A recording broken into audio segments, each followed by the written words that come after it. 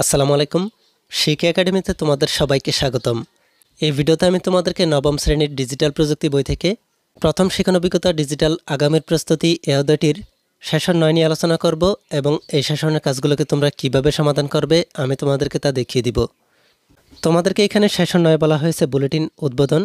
এরপর এখানে নিচে লেখাগুলোতে বলা হয়েছে আমরা নিজেরা নিজেদের অভিনন্দন জানাতে পারি।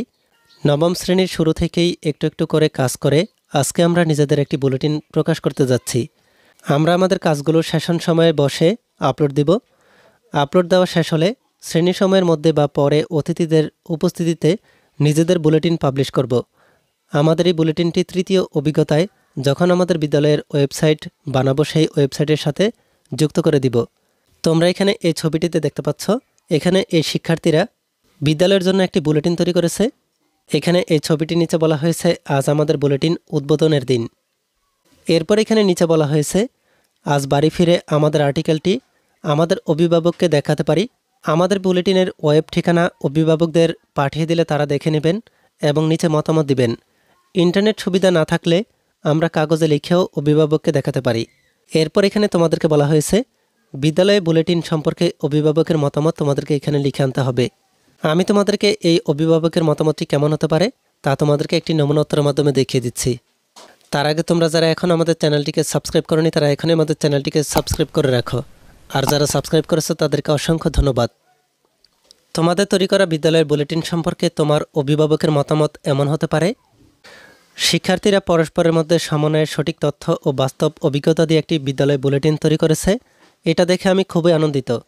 তারা বিদ্যালয়ে সারা বছরে যে বুলেটিন তৈরি করেছে তার মাধ্যমে আমি দেশের যে কোনো স্থান থেকে তাদের শিক্ষণ অভিজ্ঞতা কতটুকু অর্জিত হয়েছে তা পর্যবেক্ষণ করতে পারব।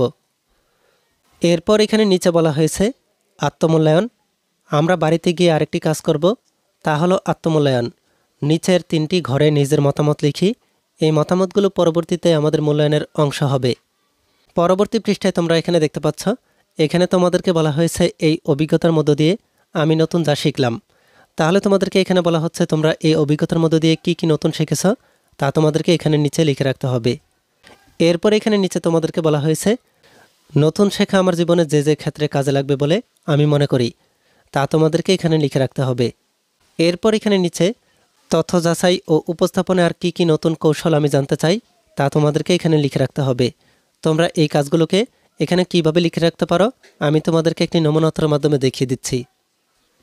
নমুনাটিতে এই অভিজ্ঞতার মধ্য দিয়ে তুমি যা যা নতুন শিখেছ তাতে লিখতে পারো। তথ্য বিকৃত কিভাবে হয় তা জানতে পেরেছি। বিকৃত তথ্য আমরা কিভাবে যাচাই করতে পারি তা জানতে পেরেছি। ভয়েস কমান্ড ব্যবহার করে কম্পিউটারে লিখতে শিখেছি। বিতর্কে অংশগ্রহণ করেছি। আর্টিকেল বা নিবন্ধ লিখতে শিখেছি। স্প্রেডশিট ব্যবহার করে কিভাবে তথ্য উপস্থাপন করতে হয় তা শিখেছি। বিদ্যালয় বুলেটিন তৈরি করা শিখেছি। এরপরে নতুন শেখা তোমার জীবনের যে যে ক্ষেত্রে কাজে লাগবে বলে তুমি মনে করো। সঠিক তথ্য যাচাই করতে পারবো। ভয়েস কমান্ড ব্যবহার করে টাইপিংয়ের কাজ করতে পারবো। তথ্যের নিরপেক্ষতা যাচাই করতে পারবো। আর্টিকেল লিখতে পারবো। স্প্রেডশিটে তথ্য উপস্থাপন করতে পারবো। যে কোনো বিষয়ে অনলাইন পোর্টাল তৈরি করতে পারবো। এরপর তথ্য যাচাই ও উপস্থাপনে আর যা যা নতুন কৌশল তুমি জানতে পারো। কিভাবে তথ্য আরও নিরাপদ রাখা যায়। কিভাবে তথ্য যাচাইয়ের নতুন নতুন টুল সম্পর্কে জানবো। কিভাবে তথ্য সুন্দরভাবে সাজিয়ে উপস্থাপন করা যায়। কিভাবে তথ্যের সঠিক ব্যবহার করতে পারবো। গুগল ছাড়া অন্যান্য সাইটগুলোতে কিভাবে বুলেটিন তৈরি করতে পারবো। এই ভিডিওতে এই পর্যন্তই। পরবর্তী ভিডিওতে আমি তোমাদেরকে পরবর্তী অধ্যায়ের কাজগুলোকে তোমরা কিভাবে সমাধান করবে আমি তোমাদেরকে তা দেখিয়ে দিব। এই ভিডিওটি তোমাদের কাছে ভালো লাগলে ভিডিওতে কমেন্ট করে জানাতে পারো।